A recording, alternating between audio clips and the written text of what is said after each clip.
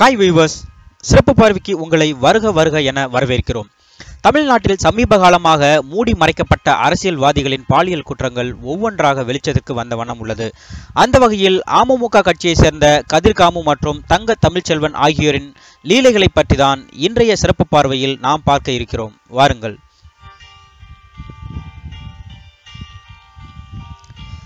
கதிர்காமு இவர் டிடிவி தினகரன் தலைமையிலான அமமுக கட்சியை சேர்ந்தவர்.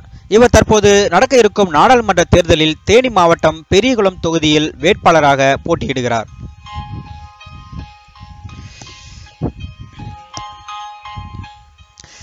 இந்த தேனி மாவட்டம் பெரியகுளம் தொகுதியில் சருத்துப்பட்டி என்ற கிராமம் உள்ளது. அந்த கிராமத்தில் உள்ள 36 வயதுள்ள ஒரு பெண் தேனி மாவட்டத்தில் உள்ள மகளிர் காவல் நிலையத்திற்கு வந்தார். அப்போது அவர் அமமுக கட்சியை சேர்ந்த கதிர்காமு மீது பாலியல் புகாரை தெரிவித்தார். இதனால் அந்த பெண்ணின் வாக்குமூலத்தின் அடிப்படையில் கதிர்காமு மீது எஃப்ஐஆர் போடப்பட்டது.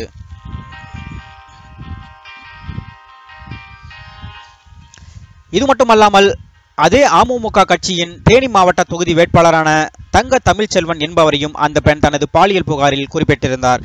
இதனால் தேனி மாவட்ட மகளிர் காவல் நிலைய அதிகாரிகள் முதலில் கதிர்காமு மீது கற்பழிப்பு, கொலை மிரட்டல் ஆகிய பிரிவுகளில் வழக்கு பதிவு செய்தனர்.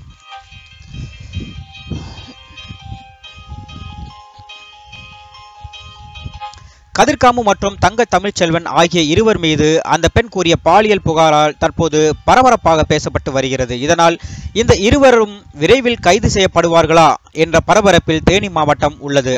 அந்த பெண் தனக்கு நடந்த கொடுமைகளை மகளிர் காவல் நிலையத்தில் கூறிய வாக்குமூலத்தின் மொத்த விவரம் இதோ உங்களுக்காக.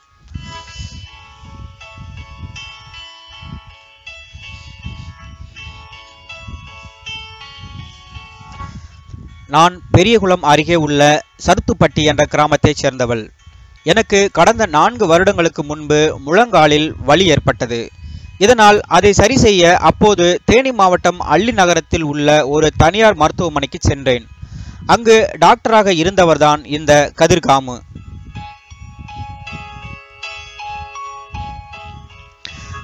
அப்போது அவர் சிகிச்சை என்ற பெயரில் எனக்கு ஒரு ஊசி போட்டார். அதை போட்டவுடன் நான் மயங்கிவிட்டேன். அதன் பிறகு என்ன நடந்தது என்று எனக்கு தெரியாது. நான் கண் விழித்து பார்த்தபோது அவரால் நான் பாலியல் பலாத்காரம் செய்யப்பட்டதை உணர்ந்தேன்.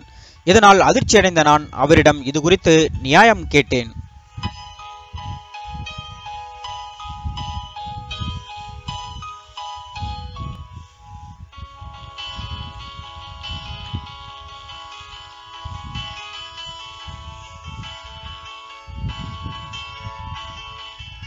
ஆனால் அவரோ, உன்னுடைய ஆபாச வீடியோவை நான் என்னுடைய போனில் வைத்துள்ளேன். எனவே நான் எப்போதெல்லாம் கூப்பிடுகிறேனோ அப்போதெல்லாம் நீ என் ஆசைக்கு இணங்க வேண்டும். இல்லை என்றால் இந்த வீடியோவை நான் இன்டர்நெட்டில் போட்டு விடுவேன் என்று என்னை மிரட்டி அனுப்பிவிட்டார்.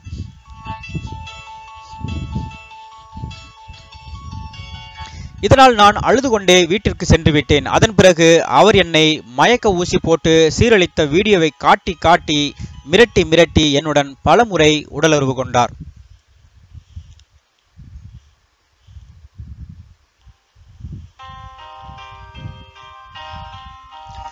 இந்நிலையில் அந்த சமயத்தில் சில மாதங்களுக்கு பிறகு நடந்த சட்டமன்ற தேர்தலில் கதிர்காமு பெரியகுளம் தொகுதி அதிமுக வேட்பாளராக நின்று வெற்றி பெற்று எம்எல்ஏவாக மாறினார். இதனால் அதன்பின் ஒரே ஒரு நாள் அவரை பார்த்து என்னுடைய ஆபாச வீடியோவை கொடுக்குமாறு கேட்பதற்காக சென்றேன். ஆனால் அவரை சந்திக்க முடியவில்லை. பல நாட்கள் இப்படியே சுற்றி சுற்றி அலைந்தேன். அதன்படி ஒரு நாள், அதாவது 2017ஆம் ஆண்டு மே மாதம் அவரிடம் பேச சந்தர்ப்பம் கிடைத்தது. அப்போது அந்த வீடியோவை தந்துவிடுமாறு அவரிடம் கெஞ்சினேன், கதறினேன். ஆனால் அவரோ, என்னுடைய எம்எல்ஏ அலுவலகத்திற்கு வா, அங்கு வைத்து கொடுத்து விடுகிறேன் என்று கூறினார். இதனால் நானும் அவரை நம்பி அவருடைய எம்எல்ஏ அலுவலகத்திற்கு சென்றேன்.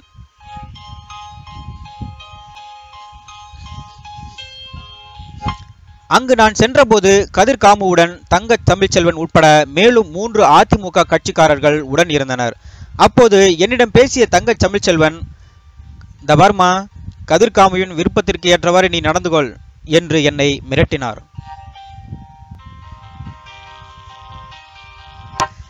இது மட்டுமல்லாமல் கதிர்காமுவும் உடனே என்னை மிரட்ட ஆரம்பித்தார்.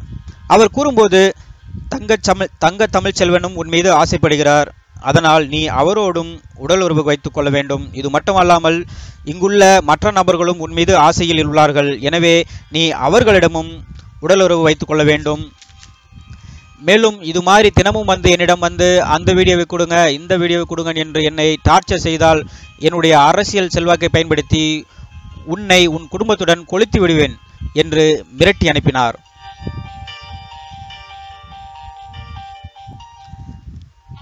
இதனால் மிரண்டு போன நான் வீட்டிற்கு சென்று விட்டேன். அதன் பிறகு அவருடைய அதிமுக வேட்பாளர்கள் பலர் என்னை மிரட்டியும் கட்டாயப்படுத்தியும் என்னிடம் பலமுறை உறவு கொண்டனர். அதையும் வீடியோவாக எடுத்து என்னை மிரட்டியே தற்போது வரை என்னை சீரழித்து வருகின்றனர். இதற்கு ஒரு முடிவே இல்லாமல் இருந்து வருகிறது. அதனால் தயவு செய்து இப்போதாவது அவர்கள் மீது நடவடிக்கை எடுங்கள் என்று பாதிக்கப்பட்ட அந்த பெண் தனது புகார் மனுவில் குறிப்பிட்டுள்ளார். இந்த பெண்ணின் புகார் குறித்து கதிர்காமிவின் கட்சி தலைவரான டிடிவி தினகரன் இதுவரை வாய் திறக்கவில்லை. மேலும் தேனி மாவட்ட மகளிர் காவல் நிலைய அதிகாரிகளும் இதுவரை அவர்களை கைது செய்து விசாரிக்கவில்லை. இதனால் இந்த வழக்கு மிகவும் பரபரப்பாக தற்போது பேசப்பட்டு வருகிறது.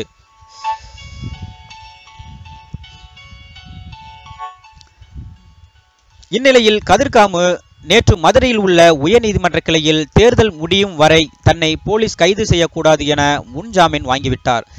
நீதிமன்றங்கள் இப்படியே ஜாமீன் என்று கொடுத்து கொண்டே வந்தால் நாட்டில் சட்டம் ஒழுங்கு உருப்பட்டுவிடும். சாதாரண பொதுமக்களுக்கு மட்டும் ஏன் நீதிமன்றங்கள் இந்த மாதிரியான கருணை எல்லாம் காட்டாமல் போகிறார்கள் என்றுதான் இன்றளவும் புரியாத புதிராக உள்ளது. இந்நிலையில் கதிர்காமு அந்த பெண்ணுடன் இருக்கும் வீடியோ சமூக வலைத்தளங்களில் வெளியாகி தற்போது வைரலாக பரவி வருகிறது. இதனால் கதிர்காமுவின் வெற்றி நமக்கு இப்போதே தெரிந்துவிட்டது.